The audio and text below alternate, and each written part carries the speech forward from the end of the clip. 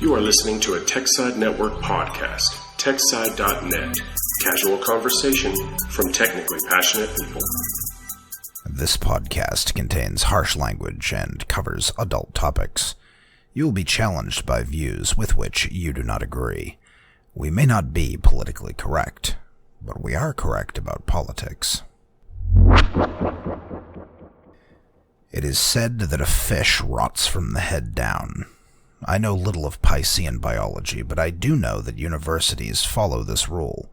When the motive power of our higher learning is stunted or deliberately backwards, it acts to retard or destroy everything underneath.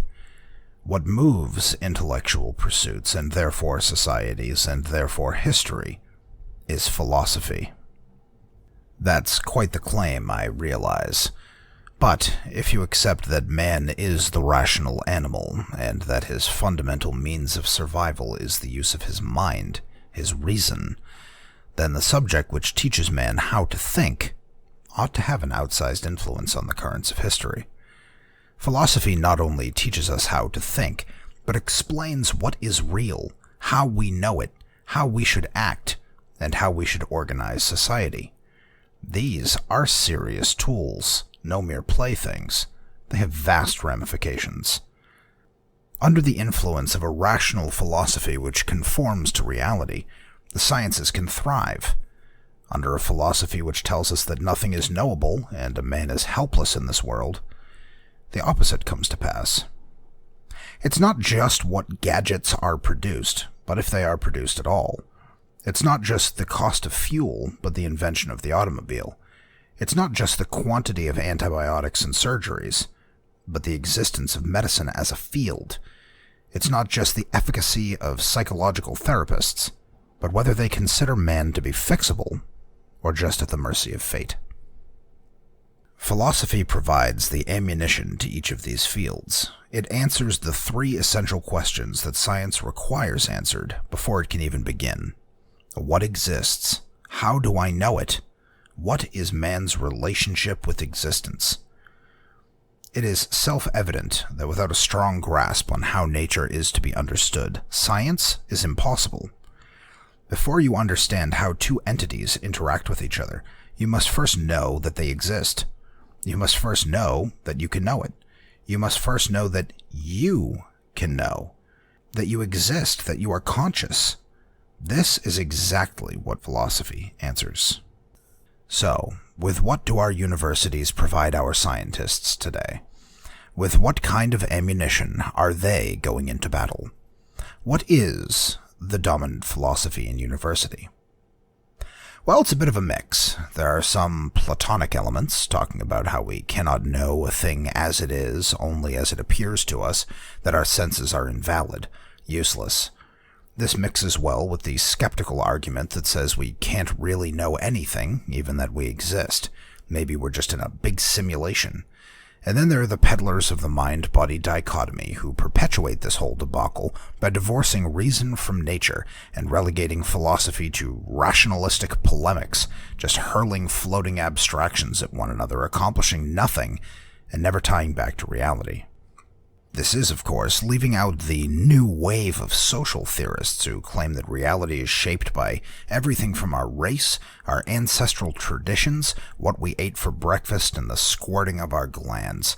It has nothing whatsoever to do with reason or free will, which they take to be a myth, or facts. There are no independent facts in this view. There's only your reality and my reality, and we can never understand each other.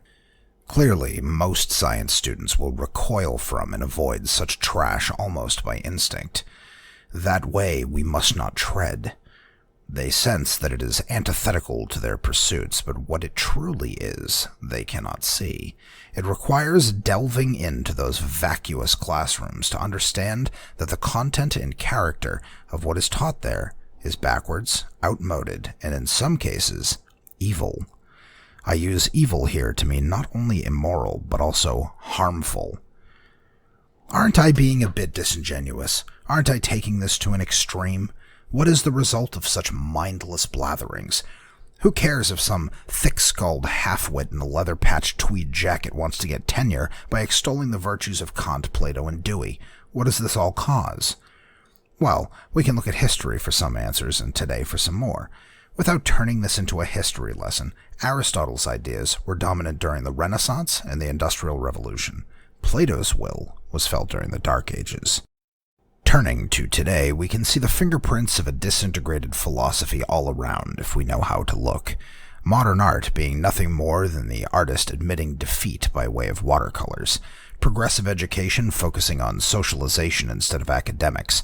Common Core teaching methods listing facts for memorization and regurgitation instead of integration and understanding, and interest groups and universities claiming that aboriginal epistemology must be taught next to the scientific method as equally valid.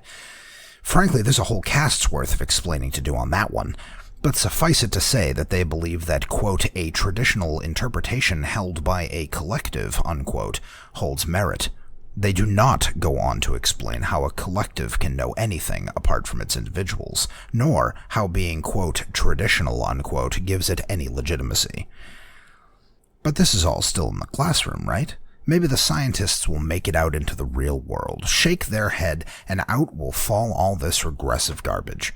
Maybe reality itself will fix for them all the nonsense that they have been force-fed.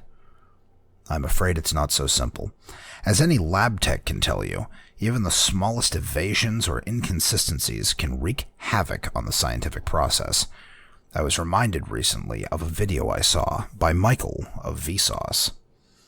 Michael was interviewing a scientist who built a lab in the middle of a jungle. Monkeys were free to come and go as they please, and a game room was set up. A screen was available to the monkeys, and it flashed the numbers 1 through 9 distributed randomly across the surface. The numbers were displayed for about 1 second. Then the screen refreshed, and the numbers were replaced with black boxes. If the monkey hit the boxes in the right order, they would get a piece of apple. The scientist was excited to show off his star pupil, who could perform this task in under 5 seconds. The scientist then suggested that Michael try the same game. Michael was able to accomplish the task if given enough time to study the screen before it refreshed, but only up to about 5 digits. The scientist was then pressed for a conclusion to this study. He claimed that the monkey was better able to see everything all at once and make a mental snapshot of it. He said that humans gave up that ability long ago for the use of language. I'm with him so far. Then he said that we developed past monkeys for language because it allowed us to share. And here it is. This was the pernicious effect of bad philosophy brought to bear on this study. I don't claim to have the wherewithal to design and set up a study such as this. I'm not a scientist. I'm a meta-scientist, a philosopher. Philosophy, due to being the father of all scientists, provides veto power. We did not give up the ability to take a snapshot for the ability to share with others. We developed beyond a perceptual level mentality, an animal's awareness, to a conceptual level mentality. We forewent the instinctual reactions to simple stimuli and replaced it with language. And don't let anyone tell you that language is a social tool. While it is useful for getting your point across to someone, language is just as important, if not more, on a desert island. Language allows us to tie a concept to a symbol, audible, or written. I can say, chair, and you can picture every chair you have ever seen, chairs you have never seen, chairs that have never existed, and so on. So while it is true that the human participants' shortcomings were due to a trade-off made long ago, that trade-off was not made for sharing. It was made for something so much larger. The ability to think. This is the proper conclusion to this study, but it will never see the light of day. Bad philosophy has done its work here, and the value judgments have been made. So, how do we fix this? How do we put the brakes on this runaway, reasonless train and give our brightest minds a fighting chance to make it out unscarred? What we need are new intellectuals. We need a return to reason, a return to Aristotle, a rejection of Plato. We need a recognition of reality. We need to stop throwing around rationalistic ideas and see the truth in human context.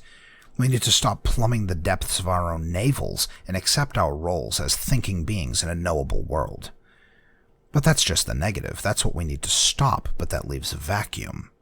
What goes in its place? What kind of philosophy teaches that reality does exist, it is knowable to you and every other reasoning mind, that you should act to understand it? You're in luck, because one such philosophy has already been written. The intellectual heir of Aristotle is Ayn Rand, and her philosophy is objectivism. It's designed for man to live his life on this earth. It's not that complicated to understand. It's life-affirming. It makes julienne fries and has karate chop action. Join me, won't you?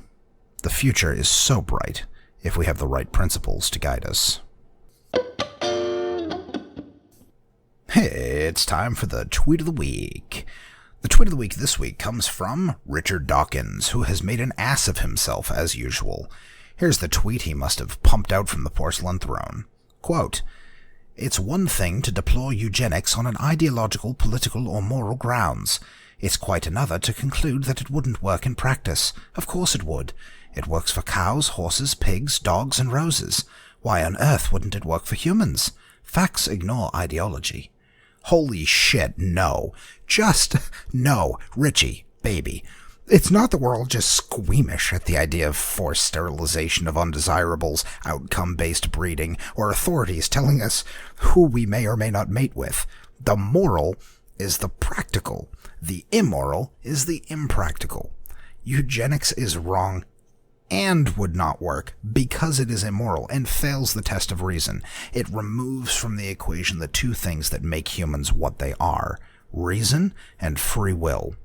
It takes away reason by reducing us to our constituent parts, just bags of chemicals serving only as a means to the end of a, quote, better race. It removes free will by forcing humans to do something they would otherwise not choose.